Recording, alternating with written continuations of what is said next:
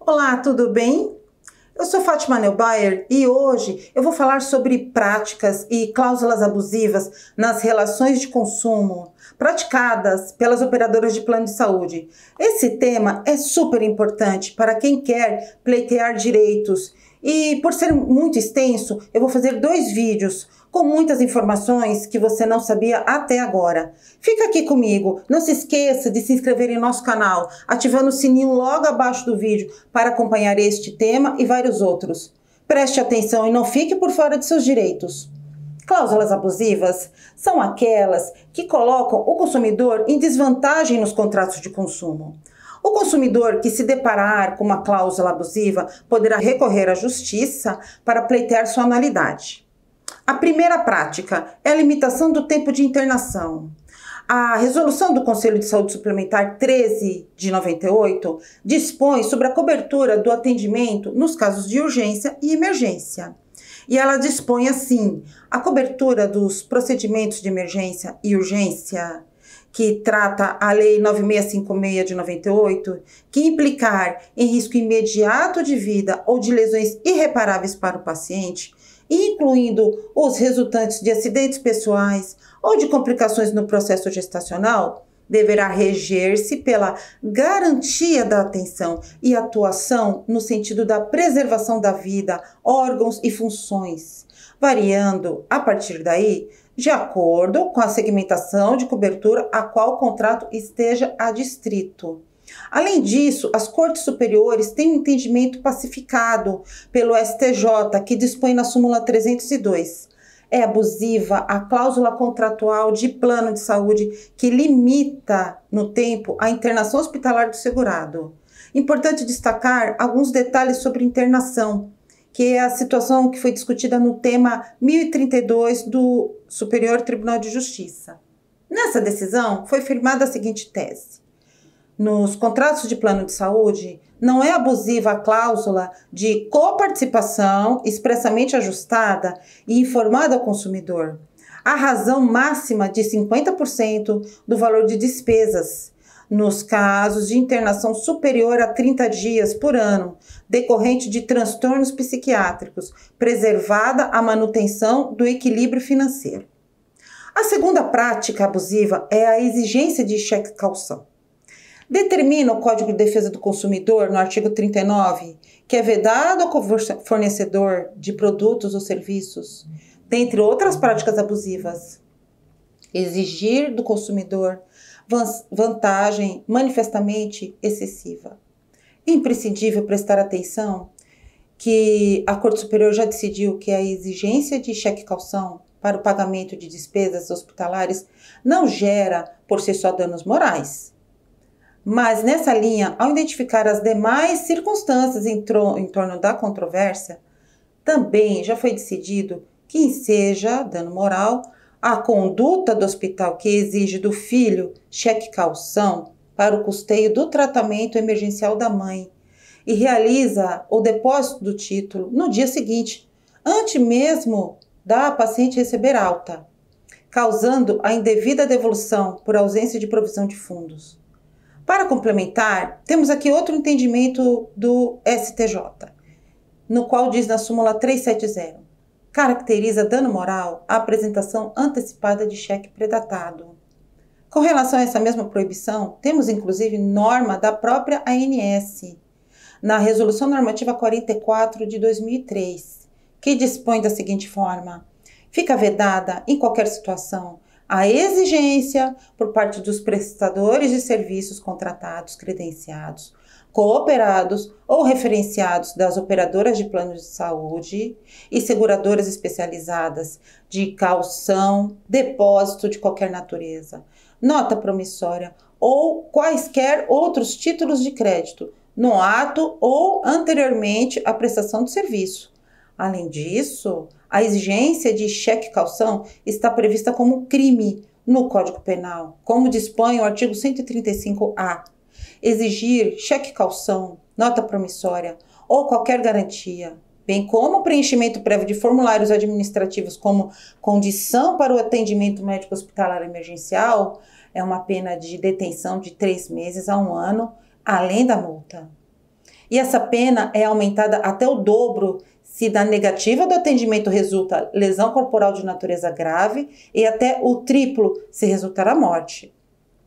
Esta lei, que alterou o Código Penal, também regulamentou que o estabelecimento de saúde que realiza atendimento médico hospitalar emergencial fica obrigado a afixar em local visível, cartaz ou equivalente com a seguinte informação: constitui crime a exigência de cheque-calção, de nota promissória ou de qualquer garantia, bem como do preenchimento prévio de formulários administrativos como condição para o atendimento médico hospitalar emergencial.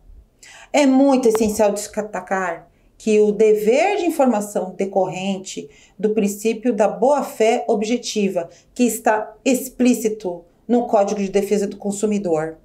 Eu vou citar agora, para ilustrar melhor, um julgado do Tribunal de Justiça de São Paulo, que dispõe dever dos fornecedores em geral de entrega de orçamento prévio dos serviços contratados. Recusa do hospital que configura prática abusiva. Esses precedentes jurisprudenciais corroboram a sujeição dos hospitais ao dever legal de apresentar orçamento prévio. Confirmação da sentença de procedência da ação. Recurso que foi interposto pela ré, que não foi dado provimento. A terceira prática abusiva, negativa para internação domiciliar. Primeiro eu vou falar o conceito de home care, que é a internação prestada na residência do paciente para a continuidade do tratamento hospitalar. A jurisprudência das Cortes Superiores é pacífica, no sentido de ser abusiva, cláusula contratual que veda o home care como alternativa à internação hospitalar. E eu trago aqui um precedente bem recente de um julgamento que foi feito este ano, no qual foi proposta uma ação de obrigação de fazer com danos morais. Um paciente em recuperação pós-acidente vascular cerebral hemorrágico. O pedido de home care foi negado e a sentença foi de parcial procedência, porque foi negada a indenização de dano moral. A autora apelou da sentença e a sentença foi reformada no tribunal.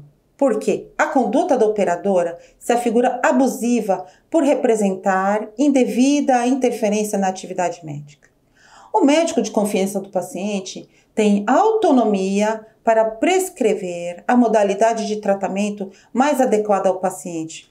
E relevante o fato de o procedimento não constar de rol obrigatório da ANS ou da tabela do plano, ou estar delimitado em um número máximo de sessões por um determinado intervalo de tempo, que devem ser reconhecidos como parâmetros mínimos de cobertura. Havendo a cobertura contratual da enfermidade, que é um ponto incontroverso, não havendo impugnação ou contestação quanto à forma de administração terapêutica prescrita pelo médico e um número compatível de sessões para o controle da doença de natureza grave, é acolhido o pedido para permitir que o procedimento terapêutico seja realizado nos termos da prescrição médica, nas especialidades informadas e em tratamento domiciliar. Preservação do objeto final do contrato, de resguardo à incolumidade física, à saúde e à vida do paciente. A recusa é abusiva, havendo indenização por danos morais devida em favor do paciente. Essa orientação reitera reconhecer a hipótese de dano moral quando recusa indevida de cobertura por operadoras de plano de saúde. Por quê? Houve angústia experimentada pelo usuário do plano de saúde quanto à incerteza do início e permanência de seu tratamento. E a quantia foi proporcional para compensar o dano sofrido. E, para complementar, o Tribunal de Justiça do Estado de São Paulo já possui entendimento pacífico sobre o assunto nos termos da súmula 90, havendo expressa indicação médica para a utilização dos serviços de home care, revela-se abusiva a cláusula de exclusão inserida na avença, que não pode prevalecer. Temos também a Resolução 11 de 2006 da Anvisa, que dispõe sobre o regulamento técnico de funcionamento de serviços que prestam atenção domiciliar. Essa resolução apresenta conceitos sobre assistência domiciliar, cuidadores, equipe multiprofissional e internação domiciliar. Da mesma forma, a Resolução 428 da Agência Nacional de Saúde Suplementar apresenta diretrizes sobre a internação domiciliar. E caso a operadora ofereça a internação domiciliar em substituição à internação hospitalar com ou sem previsão contratual, deverá obedecer exigências previstas nos normativos vigentes da Anvisa, que dispõe, dentre outras formas, nos casos em que a assistência domiciliar não se dê em substituição à internação hospitalar, tal assistência deverá obedecer à previsão contratual ou à negociação entre as partes. E quais são as exigências mínimas previstas quando o plano de saúde incluir a internação hospitalar? A cobertura de despesas referentes a honorários médicos, serviços gerais de enfermagem e alimentação. Cobertura de exames complementares indispensáveis para o controle da evolução da doença e elucidação diagnóstica, fornecimento de medicamentos anestésicos, transfusões e sessões de químio e radioterapia, conforme prescrição do médico assistente, realizados ou ministrados durante o período de internação hospitalar. Cobertura de qualquer taxa, incluindo materiais utilizados, assim como a remoção do paciente, comprovadamente necessária para outro estabelecimento hospitalar, dentro dos limites de abrangência geográfica previstos no contrato em território brasileiro. A cobertura para tratamentos antineoplásicos ambulatoriais e domiciliares de uso oral, procedimentos radioterápicos para tratamento de câncer e hemoterapia, na qualidade de procedimentos cuja necessidade esteja relacionada à continuidade da assistência prestada em âmbito de internação hospitalar. Diante de todos esses esclarecimentos, é muito importante que você, que tenha passado por situação semelhante, procure um profissional, um advogado especializado para pleitear seus direitos. Continue acompanhando nossas publicações para ficar bem informado. E por hoje ficaremos por aqui. Se você ficou com alguma dúvida, entre no nosso site www.ggradvogados.com.br. Vá lá no campo Fale Conosco, que eu responderei para você, ou deixe o seu comentário em nosso canal de notícias. Quem sabe sua dúvida não seja alvo do nosso próximo vídeo. Colabore comigo, dando um like neste vídeo, compartilhe nas redes sociais, se inscreva em nosso canal, pois temos matérias super interessantes nos vídeos que postamos semanalmente. Não se esqueça de se inscrever em nosso canal, ativando o sininho logo abaixo do vídeo para acompanhar este tema e vários outros assuntos. Um grande abraço e até outra oportunidade!